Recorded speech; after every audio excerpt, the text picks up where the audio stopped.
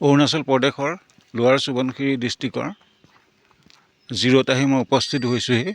ইয়াত শ্ৰী শ্ৰী সিদ্ধেশ্বৰ নাথ টেম্পল, এটা শিৱ মন্দিৰ আছে। ইয়াত শিৱলিংগৰ উচ্চতা যথেষ্ট বেছি। এই উচ্চতা এছিয়াৰ ভিতৰতে বৃহৎ বুলি জানিব পৰা গৈছে। মই লাহে লাহে শিৱলিংগ ভাগ মই দেখাবলৈ চেষ্টা কৰিম।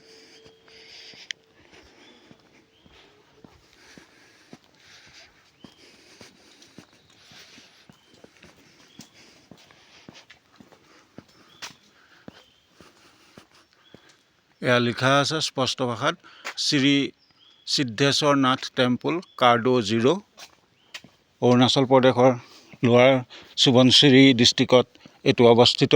0 বুলি কোৱা হয় হাপলি, ইয়াত অৱস্থিত। এই শিৱলিংগ চাবলৈ ভাৰতৰ বিভিন্ন ঠাইৰ পৰা বিভিন্ন জনৰ সমাগম ঘটে। মই শিৱলিংগ ভাগ আপোনালোকক দেখাইছোঁ। এয়া শিৱলিংগ ভাগ দেখাইছোঁ। ইয়াত পূজাৰীও থাকে।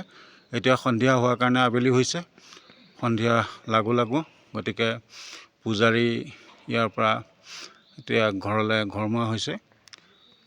এয়া মন্দিৰ ভাগ, এটি বৃষভ আছে কাষত, বৃষভ ভাগকো দেখাইছোঁ মই। ধন্যবাদ।